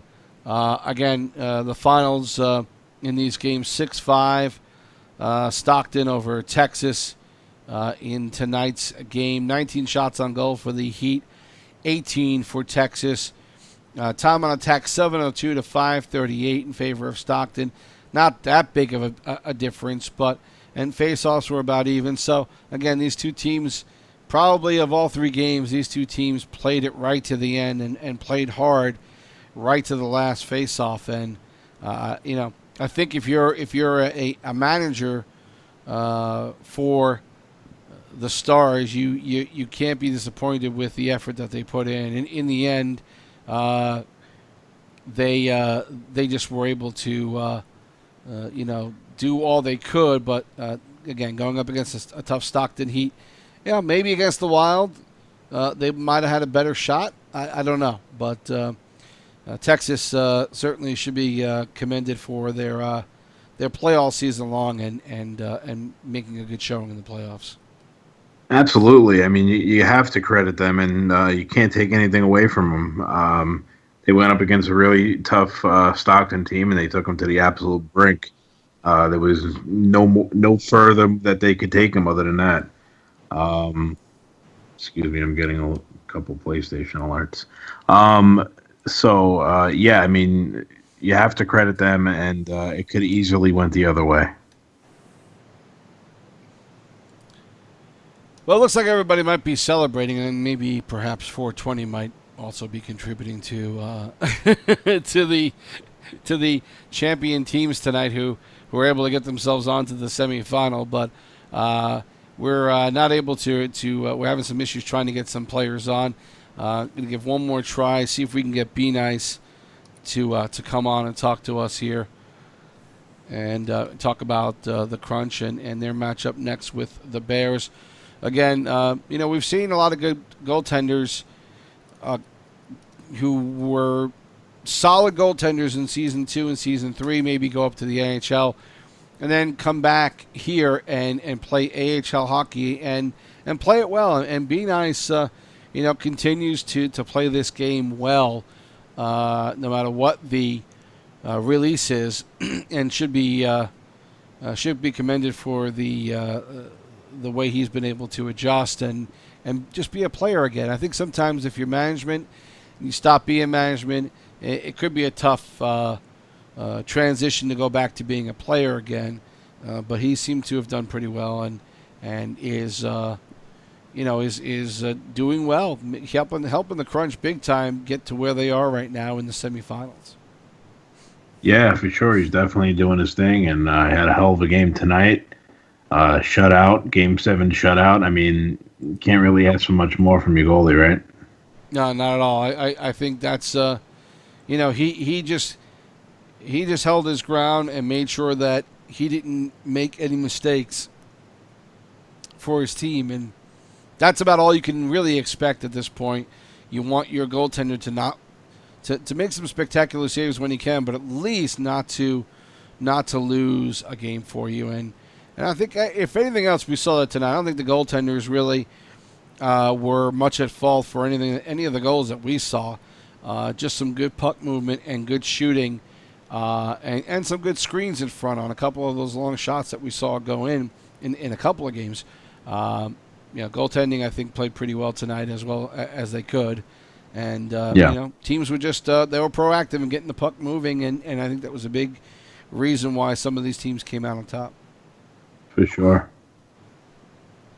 Well, looks like we are without interview tonight, and so I think best off for us to wrap this up and just talk quickly about what we're looking to see moving forward. We've got a couple of interesting series coming up now in the now the semifinals. We've got the Bears and the Crunch, Stockton and the Wild, both series of four teams that anyone probably halfway through the season could have said these are absolutely opportunities for possible semifinals. These four teams have been good, and they continue to be good right to the end. No surprises as far as I'm concerned, but if I'm going to get a quick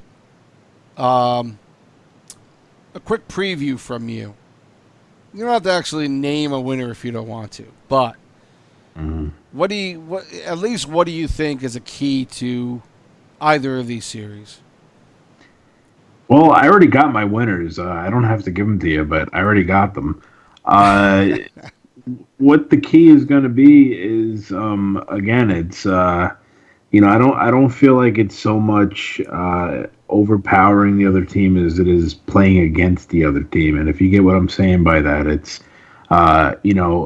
accentuating your strengths and exploiting the other team's weakness is what a lot of these series come down to. And yeah, kind of like what you said. If you're a betting man and if you're the type of a betting man who bets safe, these are four teams that definitely would have been a way to go.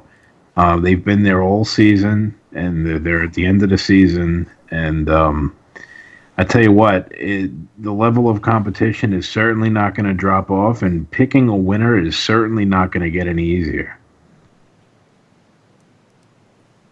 So you're going to wait until Sunday to actually put this out, aren't you?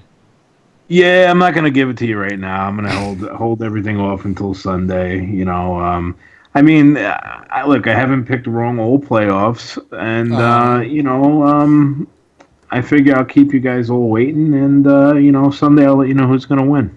Your modesty is, I think, it might be one of the stronger things about you. It's definitely the biggest strength that I have as a person is the level of modesty and how humble I am. Really selfless. So.